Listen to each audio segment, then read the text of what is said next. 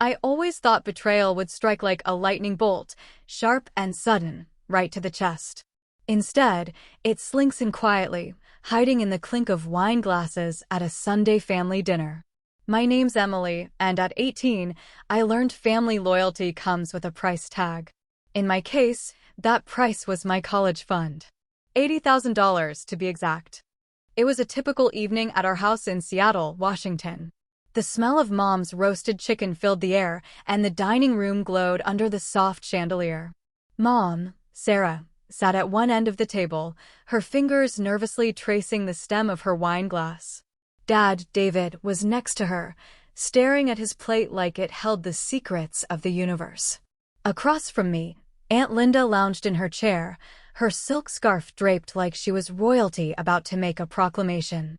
I should have known something was wrong when they asked me to join Dad in his study after dessert. That room was for big talks. Like when Grandma died. Or when Dad got laid off from his accounting job. "Honey," Mom started, her voice shaky, "we need to talk about your future.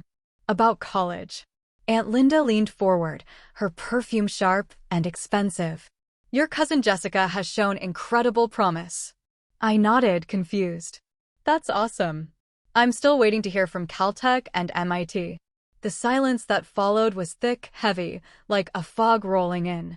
Dad finally spoke, his words slow, deliberate. "We've decided to redirect some resources." Redirect. The word felt strange, wrong. Mom blurted it out, her eyes avoiding mine. "Your college fund. We're giving it to Jessica." The world didn't crash. No earthquakes, no explosions. Just a sudden, brutal clarity, like someone had wiped a smudged window clean. "My fund." I forced my voice to stay even, though my hands trembled under the table. "It makes perfect sense," Aunt Linda said, her tone syrupy sweet. "Jessica got into Yale. It's a rare opportunity. Your parents see this as an investment in the family's future." "My future." My voice cracked, sharper than I meant. Mom reached for my hand. I pulled back. "You're practical, Emily. You can start at community college, work part-time. You're so good at figuring things out." Aunt Linda chimed in, unlike Jessica. "She needs to focus on her studies." I stood, my chair scraping the hardwood floor.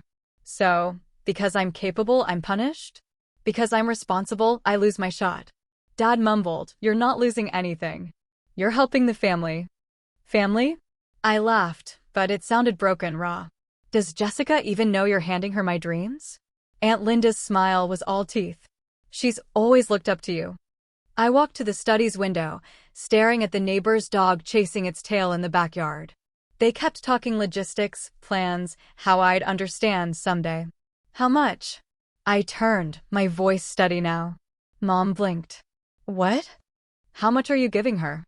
Dad cleared his throat. "All of it. 80,000. That number hit like a slap. 8 years of savings. Every Christmas check from Grandpa, every dime from my summer jobs. Gone." "Emily," Mom started, but I raised a hand. "I need air." I left the study, passing the living room where Jessica sat, scrolling on her phone, oblivious that her future had just been bought with mine. In my bedroom, I opened my laptop.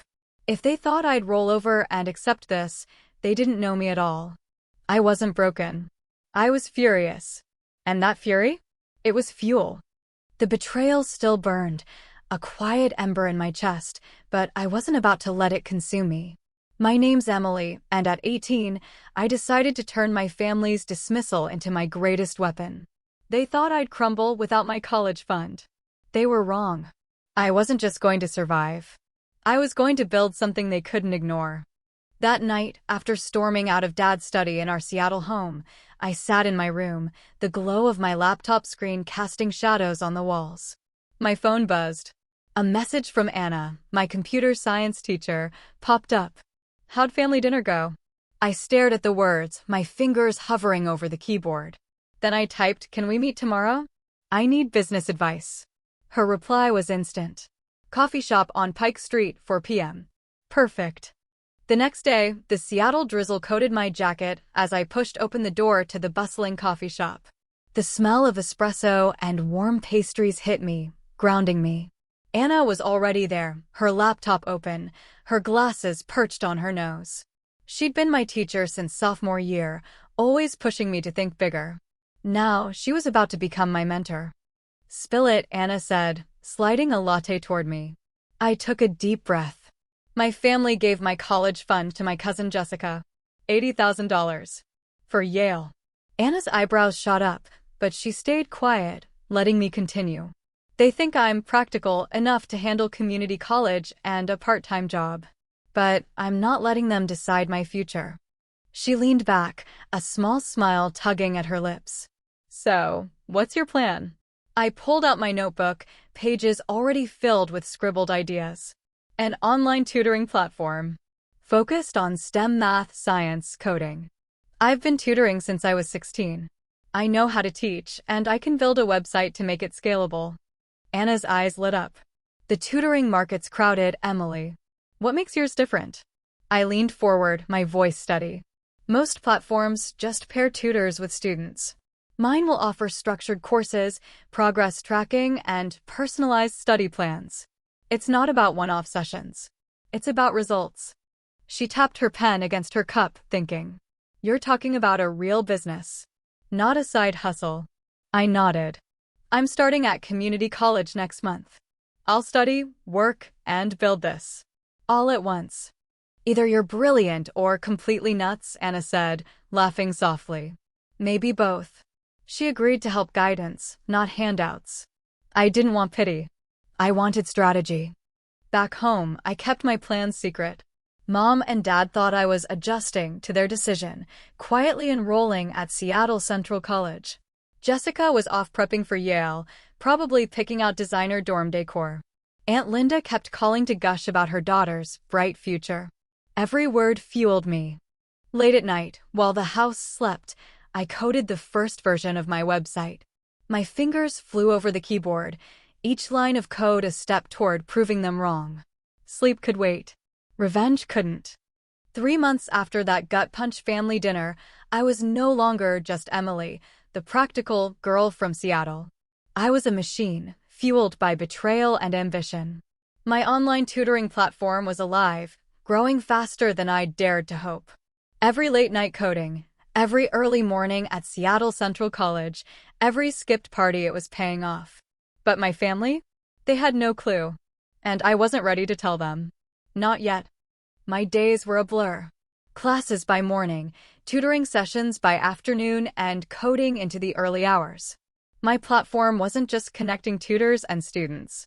It offered structured STEM courses: calculus, physics, coding with progress tracking, and personalized plans. Students loved it. Parents raved about the results.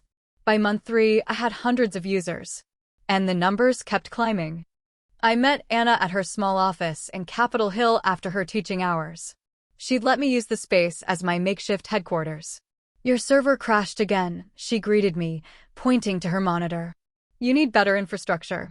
I slumped into a chair, exhausted but grinning. Growth's outpacing my expectations. Anna turned her screen toward me, showing a spreadsheet. 6 figures in monthly revenue, Emily. 6 figures. I stared at the numbers, my heart pounding. "This isn't a side hustle anymore," she said, her voice serious. "You're building a company." I nodded, the weight of it sinking in. "We stay quiet for now. My family can't know." That night, I was dragged to another family dinner at our house in Seattle. Mom's lasagna sat heavy on the table, matched only by the tension in the air. Jessica, home for a quick visit before Yale, held court, twirling her fork like a scepter. "My professor said my essay was the most original he'd read all semester," she gushed. Aunt Linda beamed. "Isn't she incredible?" I bit my tongue, resisting the urge to say my online calculus course had a 98% satisfaction rate across the state. Instead, I forced a smile. "How's Yale's social scene, Jessica?" "Oh, the parties are unreal," she said, eyes sparkling. "Last weekend's gala?" I cut in, my tone innocent. "Sounds like you need to focus on your studies." The table went quiet. Dad cleared his throat. "How's community college, Emily?" "Fine," I said, chewing garlic bread. "I'm managing." Aunt Linda smirked. "Not everyone can handle those elite schools." You're so practical. My fists clenched under the table. My phone buzzed. I glanced down a notification from my business dashboard. 50 new students had signed up for my advanced physics course. $5,000 added to my monthly income. I stood abruptly. Bathroom, I muttered, slipping into the hallway. Alone, I checked the numbers. I was already out-earning Dad's accounting salary. And nobody knew. The secrecy thrilled me. Back at Anna's office later, I worked until dawn, tweaking the platform. Jessica could have Yale. I had something better, a growing empire. And the will to make it unstoppable. The air in our Seattle dining room was thick, not just with the smell of Mom's pot roast, but with the kind of tension that makes your skin crawl. Another mandatory family dinner, 6 months after they'd gutted my college fund. Emily, sat across from Aunt Linda, her perfectly manicured nails tapping the table. Mom and Dad exchanged nervous glances. Jessica, the golden child, was noticeably absent. I braced myself. Something was coming. Aunt Linda cleared her throat, her voice brittle, like glass about to shatter. Jessica's taking a break from Yale. Just a semester. To find herself in California. I froze, my fork hovering over my plate. Dad's voice was cautious. Find herself? What does that mean? She's been under too much pressure, Aunt Linda said, dabbing her eyes with a napkin. Classes, social events. It's overwhelming. I couldn't hold back. Those parties in California must be exhausting, I muttered into my water glass. Mom shot me a warning look. What about the money? Dad asked, his tone sharp, desperate. The silence was deafening. Aunt Linda whispered, it's gone. All of it. Tuition, housing, extras. $80,000. My chest tightened. 80,000. My future burned through in less than a year. I set my glass down hard. Spiritual center, huh? That's what we call blowing my college fund on beach retreats. Emily. Mom snapped. Aunt Linda's eyes narrowed. You've always been jealous of Jessica's opportunities. I laughed, the sound harsh, cutting. Jealous?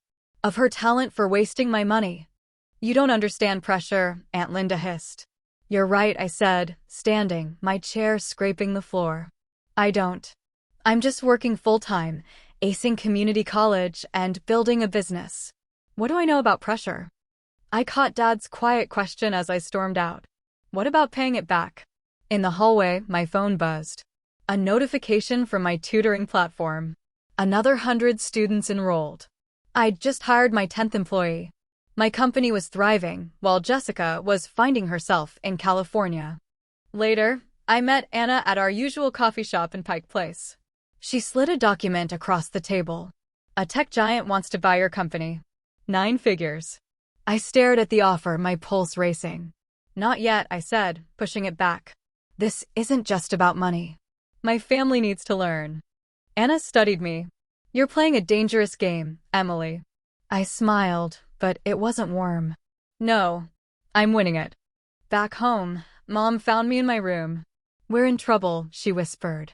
Financial trouble. We took a second mortgage for Jessica.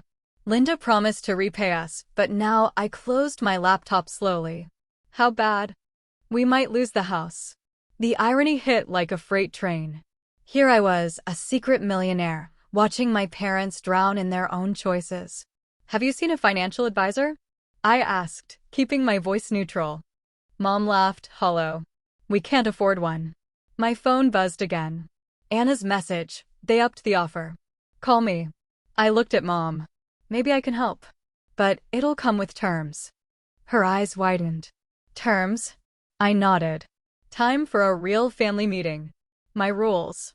The stage lights were blinding, but Emily, walked steady, my heart pounding with something fiercer than pride. It was triumph. At 21, I just graduated from Caltech's online engineering program, summa cum laude, in under 3 years. Not bad for the practical girl from Seattle. My family, though, still thought I was trudging through community college. That was about to change. From the crowd, I spotted Mom and Dad clapping politely, clueless that their daughter was now worth millions. Aunt Linda was there too, her oversized sunglasses screaming money she didn't have. Weird, she muttered to Dad as I stepped off the stage. Is this the whole ceremony? Linda, Dad said weakly. I didn't know you'd come. Of course, she purred, blowing me a kiss. Family supports family. Heard from Jessica? She's at some wellness retreat in California. Still finding herself. I smiled thinly. Long journey. My phone buzzed. My lawyer. Buyout papers are ready. You sure about the terms? I stepped outside to reply. Send them over. Back inside, Mom was planning. Let's celebrate. That new Italian place in Bellevue. Too expensive, Dad grumbled. I cut in. Actually, I want to host dinner. At my place. They stared. Your place. Mom frowned. You live in a dorm. Not anymore, I said coolly. I've got an apartment. Downtown Seattle, near the tech district. How? Dad started, but I interrupted. That's what we'll discuss. 7 p.m. Anna's joining us. Your professor? Aunt Linda smirked. Why? My business partner, I corrected, my voice sharp. Trust me, you'll want to hear this. That night, their jaws dropped as they stepped into my penthouse. Floor-to-ceiling windows framed Seattle's glittering skyline. Modern art lined the walls, and the furniture screamed quiet wealth. This can't be right, Mom whispered, clutching her purse. Dinner's ready, I said, leading them to the dining room where Anna waited. Hope you like sushi fusion. I took my seat at the head of the table. Remember when you gave my $80,000 college fund to Jessica? Said I was good at figuring things out. Aunt Linda waved a hand. This is impossible. Actually, Anna said, leaning forward, it's impressive. Emily built a multi-million-dollar edtech company while earning her Caltech degree in 3 years. Silence. Dad choked on his water. Multimillion. I opened my laptop, pulling up our website. Over 200,000 students worldwide. Tech giants are bidding to buy us out. I met their eyes. And yes, I graduated from Caltech. Not community college. Mom's hand shook. Why didn't you tell us? You decided who I was 3 years ago, I said softly. The responsible one. The one who'd understand when her future was taken.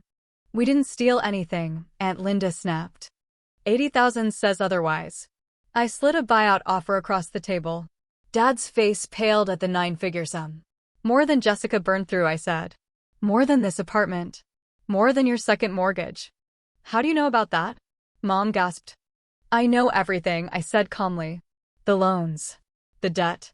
Linda's lies about her finances. Aunt Linda stood. This is ridiculous. Sit, I said, my voice like steel. You haven't heard my offer. Offer. Dad looked up, hesitant. I smiled cold. I'll clear your financial mess. But there are terms. And this time I set them. Anna raised her glass. This is what you call a comeback. The penthouse dining room was silent, except for the faint clink of silverware. My family sat stunned, their world flipped upside down by my revelation. I, Emily, wasn't the practical girl they'd dismissed. I was a multimillionaire, and now I held the reins. The terms I'd laid out were non-negotiable. They'd learn to live by my rules, or they'd lose everything. I slid a folder across the table. Sign these, I said, my voice calm but unyielding. Full financial transparency. Monthly audits. No purchase over $500 without my approval. And no more mandatory family dinners unless I call them. Aunt Linda's face twisted. This is outrageous. Bankruptcy's worse, I shot back, leaning back in my chair. Your choice. Dad's hands trembled as he read the papers.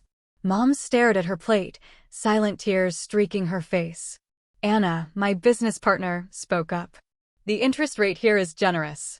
Better than any bank, given your credit. You checked our credit? Dad's voice cracked. I did my homework, I said. Unlike you, before you gave away my future. The doorbell rang. Right on cue. That's my lawyer, I said, standing. She'll walk us through. Lawyer. Aunt Linda paled. This is family business. Not when you convinced my parents to take a second mortgage for Jessica's Yale wardrobe, I said, my tone icy. Sarah, my lawyer, entered, her briefcase snapping open. These terms are final, she said, her voice crisp. Emily will clear the second mortgage and all debts. In exchange, You agree to financial oversight and behavioral conditions. Behavioral conditions? Mom finally spoke, her voice small. Like we're children? Like people who made terrible choices, I corrected. And need supervision to stop it from happening again. Aunt Linda stood, defiant. If we refuse? I opened my laptop, pulling up a foreclosure notice. Your house is gone next month, Mom and Dad. Linda, your credit card debt hits collections. And the IRS is circling your consulting business. Good luck. Her face drained of color. How did you do this? Resources, I said simply. And unlike some, I know how to use them. Dad signed first, his pen shaking. Mom followed, her tears smudging the ink. Aunt Linda hesitated, then scrawled her name, her jaw tight. Page by page, their control slipped away, just like my $80,000 college fund had 3 years ago. A week later, I stood at Seattle-Tacoma Airport, watching Jessica step off her flight from California. She looked tanned, but her designer glow was gone, her backpack frayed. Where's Mom? She asked, blinking. Your welcome wagon has a new driver, I said, pointing to the exit. In the car, I handed her a folder. Your new life. Monday, you start as an administrative assistant in Tacoma. Real estate office. $40,000 a year. Rent's deducted from your paycheck, plus payments for the $80,000 you blew. You can't do this, she stammered. Your mom signed the papers, I said, pulling into a modest apartment complex in Tacoma. This is your new home. Clean, safe, shared with a roommate. Inside, her roommate, Claire, a no-nonsense nursing student, greeted us. Your room's down the hall, she said. We split utilities. Rules are on the fridge. Jessica stared at the simple apartment, her polished facade cracking. I don't know how to do this, she whispered. That's why you have Claire, I said. And mandatory life skills classes. You'll learn. Or you can explain those fraudulent credit cards you opened in your mom's name to the cops. Her eyes widened. How do you know? I know everything, I said, heading for the door. See you at work. Don't be late. Back in Seattle, I faced Aunt Linda over coffee.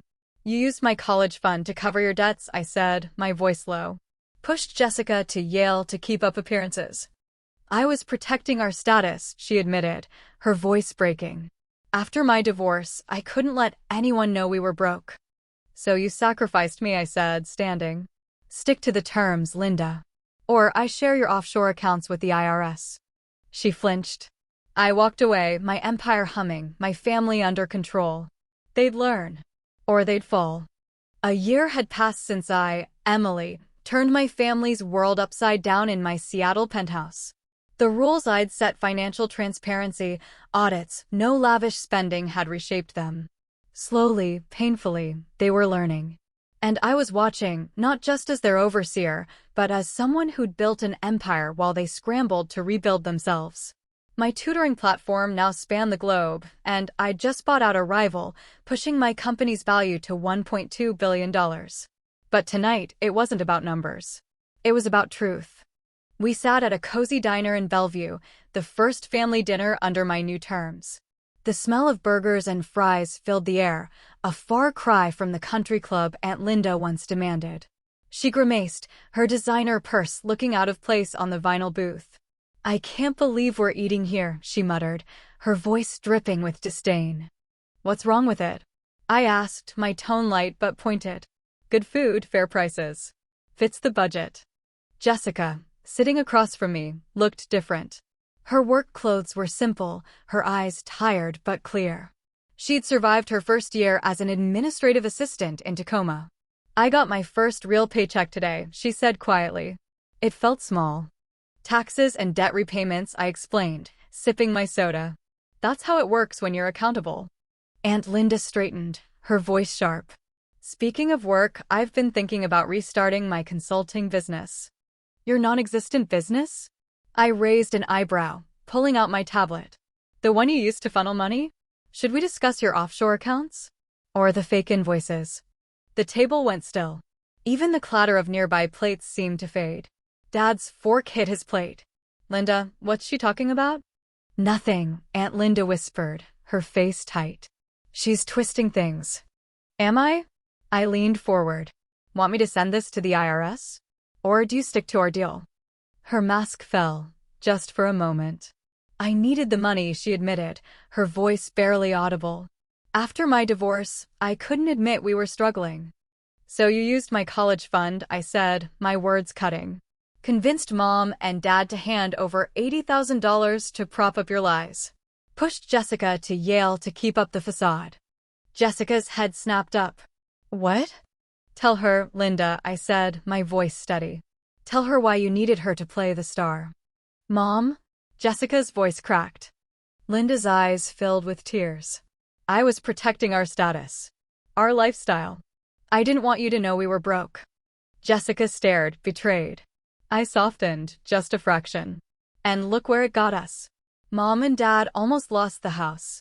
You wasted 2 years, Jessica. But me. I smiled, small and sharp. I should thank you, Linda. If you hadn't stolen my future, I wouldn't have built my own. Dad cleared his throat. What do you mean?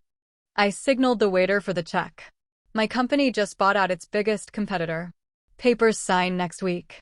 I'm the largest shareholder in both. Total value?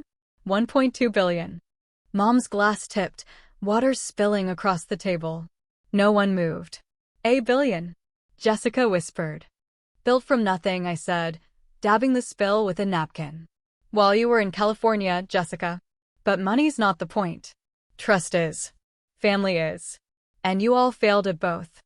We're changing, Mom said softly, her voice trembling. We are. You are, I agreed. Because you have no choice. I stood, my voice firm. Linda, forensic accountants visit you tomorrow. Jessica, you're up for project coordinator if you keep perfect attendance for 3 months. Mom, Dad, your mortgage is paid off. But oversight continues. Why do you care? Aunt Linda asked, bitter.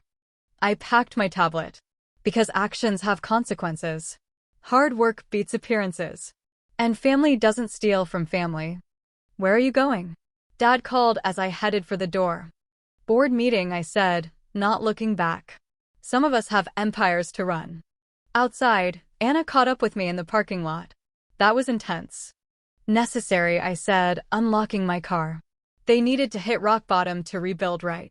I glanced back at the diner's neon glow, where my family sat stunned. Now they learn. On my terms. The Seattle skyline sparkled through my office window, a testament to how far I'd come. I, Emily, sat at my desk, a framed photo from last week's charity gala catching my eye. My family stood together, dressed simply but sharp, their smiles genuine for the first time in years. Across from me, Jessica held a pen, staring at a document I'd just slid her way. Sign here, I said. This makes you junior partner in our education division. She looked up, hesitant. You sure? I nodded. Perfect attendance for a year. Financial literacy courses done. You built our youth outreach program from scratch. With your help, she said softly. You did the work, I countered, leaning back. Something you never had to do before. A knock interrupted us. Mom stepped in, holding a spreadsheet. Quarterly family budget report, she said, her voice steady. Ready for review. How's Aunt Linda? Jessica asked. Mom sat down. Therapy's helping. And her work at the Women's Financial Literacy Center, she's making a difference. Turning manipulation into motivation, I said, half smiling. My phone buzzed. Dad's message. Small business advisor meeting went great. Ready to pitch my startup. I showed them. He's serious about this, Mom said, her eyes soft. We all are. She hesitated. Emily, family dinner tonight? Don't worry, I said, grinning. We'll eat at the country club. You've stuck to your budgets for 6 months. Call it a reward. They stared. The country club? Jessica asked. I bought it last week, I said casually. Done with their elitist policies. Mom shook her head. Sometimes I forget how far you've come. Not far, I corrected. Successful. Power is what Linda chased. Success is what I build. While making us rebuild, Jessica added. Exactly. I checked my watch. Got a scholarship presentation to prep, Jessica? She jumped up. The new STEM program. Right. After she left, Mom lingered, placing an old envelope on my desk. My college acceptance letters. MIT, Caltech, Stanford. Her fingers brushed them. We made a terrible mistake, Emily. You did, I said, picking up the Caltech letter. But it led me here. A billionaire, sure. But more importantly, it showed me what matters. I opened my laptop, pulling up the family's financial report. Dad's credit score's soaring. Jessica's got savings. Linda's helping others avoid her mistakes. You and Dad finally get the difference between enabling and supporting. Mom's eyes glistened. What's that worth? More than money, I said, closing the laptop. Anna appeared at the door. Board meeting time. Almost ready, I said. To Mom, you handling the family trust fund this quarter? She straightened, proud. No errors in 8 months. I know. I hugged her. That's why you're doing it solo. As she left, Anna sat down. Thought you just wanted revenge back then. Me too, I admitted, glancing at the gala photo. But it became about rebuilding. Making something better from their mess. Especially them, Anna said. I gathered my files. They had to fall to rise, right? To learn success isn't appearances or shortcuts. I smiled. Now we're the family we faked. Just with better budgets. Anna grinned. Wait till they hear about your STEM initiative. Free education for 5,000 kids. That's tomorrow's surprise, I said, holding up my tablet. In the conference room, I passed Jessica coaching scholarship hopefuls. Linda led a financial literacy workshop next door. Dad sketched his startup in the innovation lab. We weren't perfect. I wasn't either. But we were better. Stronger. Real. Revenge wasn't about tearing down. It was about building up. Turning betrayal into growth. Pain into healing. Broken trust into something unbreakable. As I stepped up to present, ready to change lives through education, I knew the truth. True success is the best revenge, especially when it lifts everyone higher.